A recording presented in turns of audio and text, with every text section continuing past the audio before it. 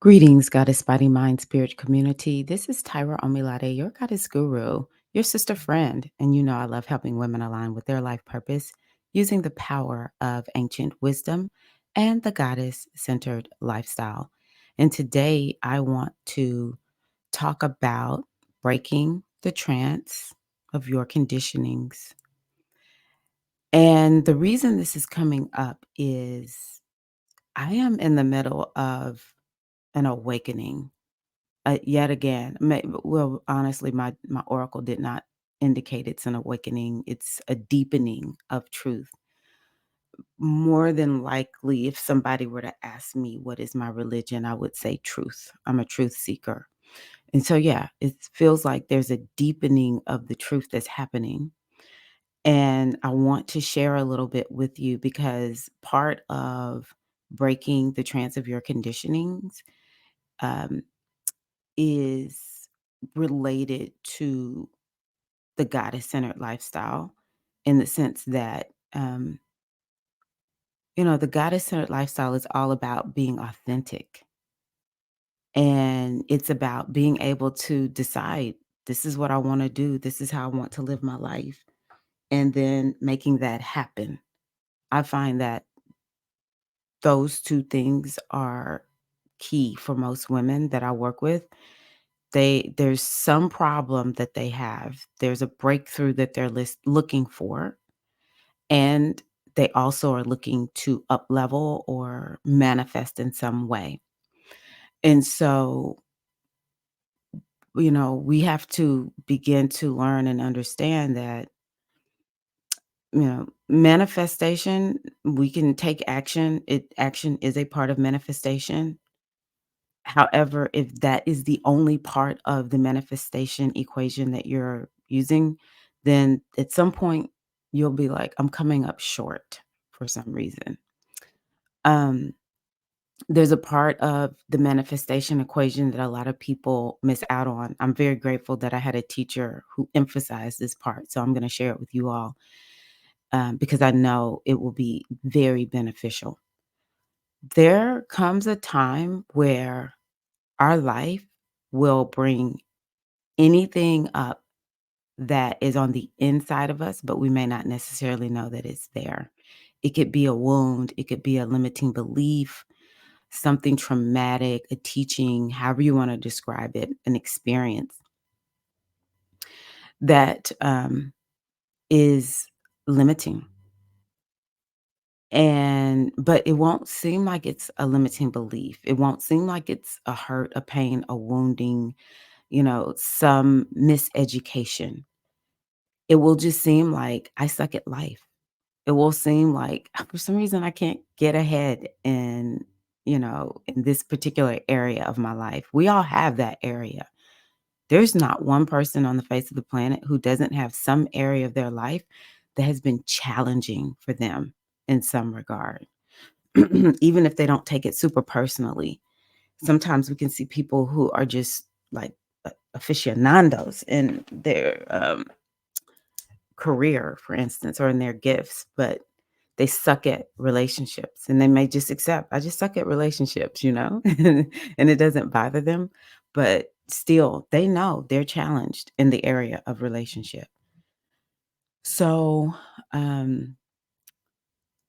what I know is that there will be a time when something probably major, it's a limiting belief that is huge. It is so deeply embedded in you. You are one with that limiting belief, or you are one with it's a limiting belief that could be connected to something that happened to you as a child. Because oftentimes that's what this is stemming from. Sometimes I hear people say, "Well, it started with fill in the blank." And sometimes it is something when we're older. I'll even say, like in our 20s and beyond, because I still see how impressionable teenagers are, right? But it'll be something that happened, like, maybe you get in a car accident or whatever, and you kind of feel. It just really can impair you. Yes, this is true, right? We have these kinds of things. But the majority of what most people are going to be dealing with is something that was embedded in them as a young child. It could be in the womb, even. It could be, from ages 0 to 7. That's typically a pretty safe time to kind of explore what was taught to me. What did I pick up? Most people will always take it back to something that happened in their childhood.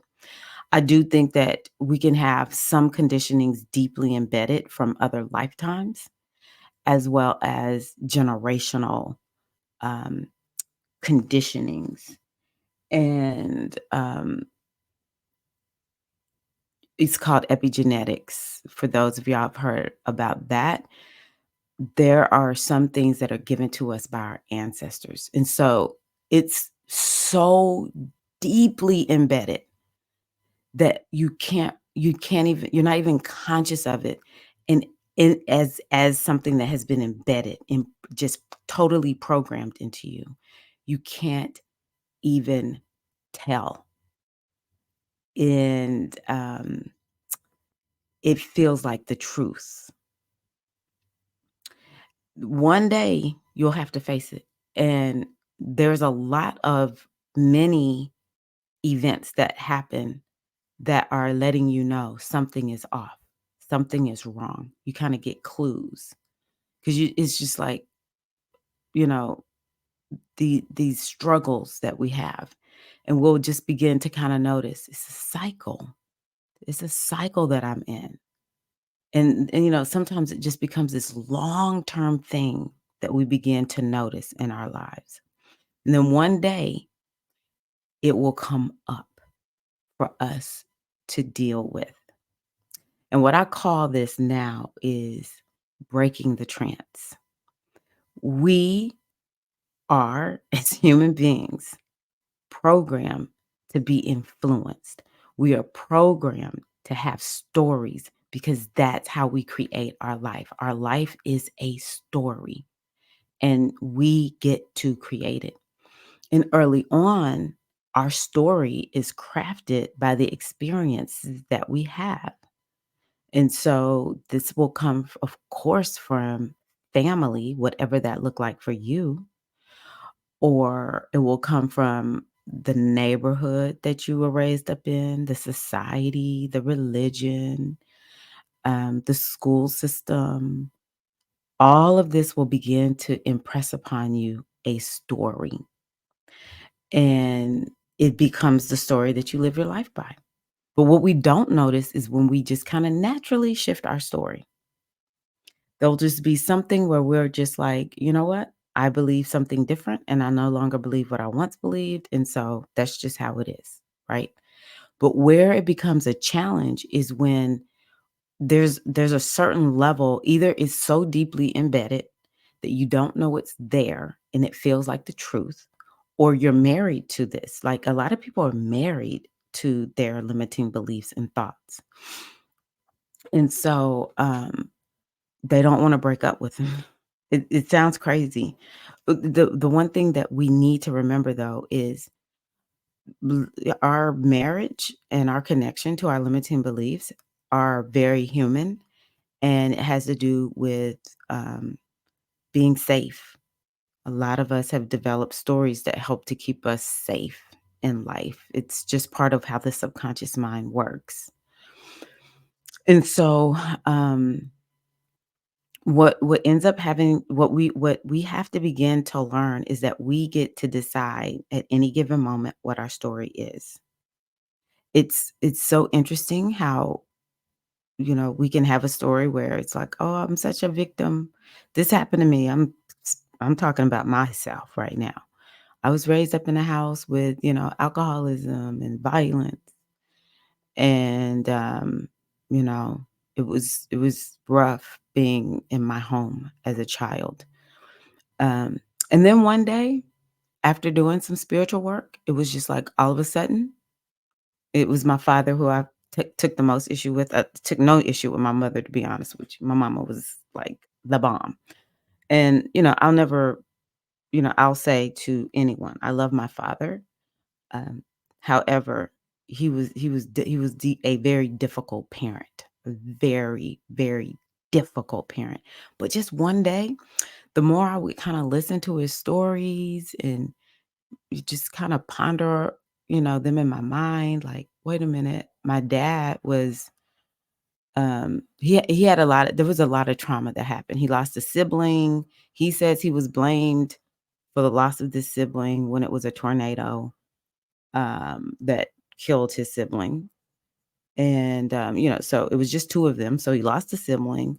My grandmother was incarcerated for about 2 years. And back then, it doesn't sound like there was a DCS system. He was just living with folks until she got out. So that was traumatic on him. And I don't know, it was just like one day I just woke up and I was like, dang, he did the best he could given what he had. This man was very wounded and didn't know it.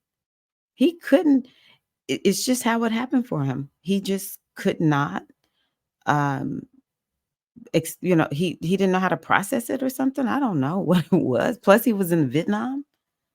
Um, there's no telling what other kind of things happened to my dad that made it very difficult for him to be different from what he was.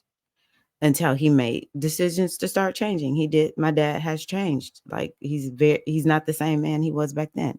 There are some things that are the same that I take issue with, but overall, he has begun to write different stories to a certain degree because he loves his family, and he had to make a decision. Do I wanna keep them around me, or am I willing to lose them so that I can just keep my stories? And so he just started saying, "Hey, I better straighten up, or else my children are not gonna wanna be around me." Because we push back strongly. And so one day I just let it go. It was just like, no, now I just got to figure out how do I get myself healed up. I didn't feel like a victim anymore. It was just like, okay, it all makes sense. Other things that I thought about too, that kind of helped me to have perspective. So we all have these things that come up. And what we have to do, the first thing we have to do is to understand that whatever seems like it's written in stone, it is not. You are a human being. What do we call this? There's this thing that I've heard about with the brain. The brain is malleable, okay? And so we can develop our brain. We can the way the neurons fire, these neural pathways is what it's called. Um, the more we think a thing, it's a neural pathway gets set up where that becomes a thought pattern that is, deeply embedded in our brain. And when we don't want that thought pattern anymore, we can create a new neural network within our brain. Elasticity. We have this elasticity in our brains. And so when we talk about it with the mind, because there's the brain and then there's the mind, we're thinking about the subconscious mind. And the subconscious mind is malleable. You have to take the time to shape what you're gonna be putting in that subconscious mind and what you want the subconscious mind to wrap around. A lot of us are just trying to get our subconscious mind to wrap around what we want it to be wrapped around, like what we want, who we want to be, what we want to think about, when we have to take out what's there. And it's a very painful process at times.